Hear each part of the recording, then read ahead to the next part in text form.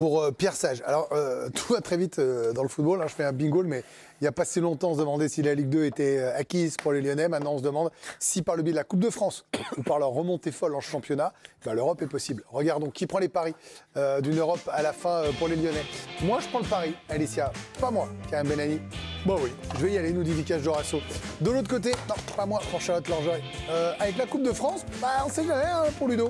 Oui, pour Afo. Charlotte, vous commencez. Il n'y aura pas de Coupe de France, il y aura un maintien et une fin de saison tranquille, c'est ça qu'il faut décrypter? Oui, même s'ils sont sur une très bonne dynamique avec notamment des arrivées qui font énormément de bien à l'effectif de Lyon. La Coupe de France, s'ils peuvent aller le plus loin possible, c'est très bien, mais ils savent, et puis Pierre Sage le montre bien en conférence de presse, il est très simple, il est juste et puis il a surtout envie que son équipe se maintienne. Franchement, il y a quelques mois, jamais de la vie, on pensait qu'ils allaient avoir autant de points à l'heure d'aujourd'hui. Donc les nouveaux joueurs sont arrivés. Je trouve que son système avec 4 défenseurs, avec Matic qui s'intercale dans les 2 défenseurs centraux, c'est lui qui est un peu le métronome de l'équipe et puis des joueurs offensifs qui courent autour de Lacazette. Je trouve ça cohérent et puis c'est un peu plus agréable à les regarder et même pour eux, on voit qu'il y a plus de confiance. Donc Coupe de France, oui, moi j'aimerais bien qu'ils aillent le plus loin possible et qu'ils gagnent, mais après de là à aller voir l'Europe, non. Alors après, c'est vrai que c'est le cheval le plus court, maintenant, la Coupe de France, Ludo Aubragnac. Ah oui. Et ils peuvent s'autoriser surtout à la jouer. En fait, c'est pour ça qu'on a jumelé la question. C'est que souvent, on disait, la Coupe de France, il faudrait déjà assurer l'opération maintien. Je ne dis pas qu'ils sont maintenus, mais enfin, ça commence à sentir bon, quoi. Il y a des épopées comme ça qui peuvent changer une saison. Regardez Toulouse. S'ils ne font pas ce qu'ils font en Coupe d'Europe, je ne suis pas sûr qu'ils font les résultats qu'ils sont en train de faire actuellement, de revenir dans le... Ils se sont donné un moment, une parenthèse enchantée, un exutoire, un moment de bonheur qui peut te sortir un peu de l'enfer du quotidien. C'est exactement la même chose pour les Lyonnais. Ils sont dans une bonne dynamique. Ça sera dur d'aller chercher par le biais du championnat, honnêtement. Tout est possible, mais franchement, ils ont pris trop de retard à l'allumage. Ça paraît compliqué. Par contre, la Coupe de France, Strasbourg... Ça fait longtemps qu'ils ne se sont pas offerts comme ça la coupe aux grandes oreilles, donc, ou aux petites oreilles. Ouais. Aux petites oreilles. Aux moyennes oreilles. Ouais, aux petites oreilles.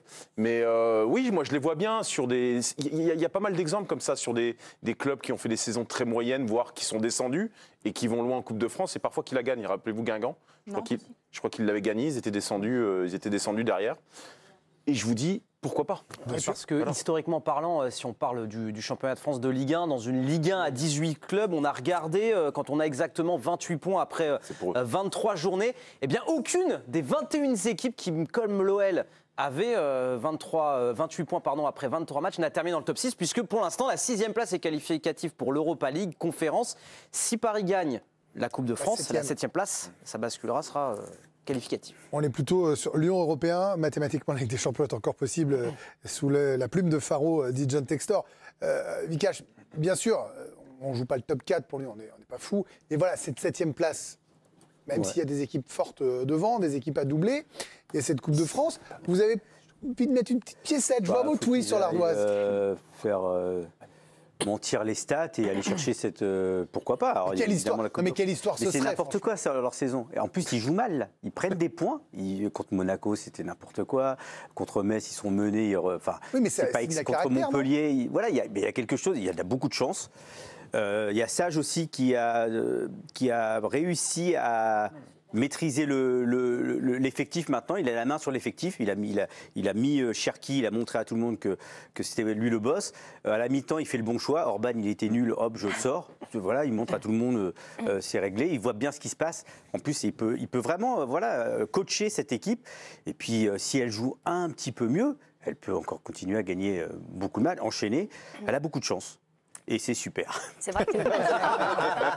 J'adore. C'est vrai que Pierre Sage, il est en train de faire l'unanimité, que ce soit auprès des joueurs, auprès du staff, même auprès des supporters, surtout auprès des supporters, jusqu'à même se voir attribuer un surnom plutôt flatteur. C'était hier lors de l'entraînement. Xavi, Pep Guardiola Sage. Ah oui, petite photo aussi. Pep Guardiola de Wish. Non. Le vrai. Pierre Sage, dans l'autodérision, il est revenu sur cette vanne aujourd'hui en conférence de presse. Alors bon, c'était mieux d'être numéro 1 à l'applaudimètre que sur les tendances sur les réseaux sociaux. En tout cas, c'était juste une boutade, un chambrage. Voilà. le jeune me lance là-dessus. J'ai dû répondre 28-29 fois que je les remerciais, mais je trouvais le compliment surévalué. Et une fois, je suis rentré dans le jeu du chambrage. Je n'avais même pas vu que c'était filmé, mais voilà, je l'ai fait naturellement. Je n'ai aucun regret là-dessus. Franchement, c'était un super moment. On parlait librement avec les gens. C'est pour ça qu'on est resté très, très longtemps ensemble. Je vous le disais, Pierre Sage apprécié de ses joueurs également. Alexandre Lacazette ne cesse de le répéter devant les médias. Ernest Nuama, l'ailier ghanéen, a aussi parlé du coach lyonnais aujourd'hui en conférence de presse. Il apprécie sa philosophie. Pierre Sage a vraiment sa philosophie et son approche change en fonction de chaque match. Et ça se prépare en amont dans les entraînements selon le match qu'on va jouer. Vous ne croyez pas à la magie, Karim Benani? Là, européen, c'est un mot un peu trop fort, une ambition un peu trop grande pour les Lyonnais. Honnêtement, pour l'histoire, j'adorerais que Lyon puisse le faire. Parce que j'aime beaucoup le discours de Pierre Sage. Même si là il joue le modeste, il a aussi raison parce qu'il ne veut pas non plus. Il est arrivé il y a 3 mois. Donc il y a pas déjà, lui, son histoire est folle. Hein. Mais oui, son histoire est incroyable. Il était adjoint la saison dernière en national. Aujourd'hui, il se retrouve entraîneur de l'Olympique Lyonnais.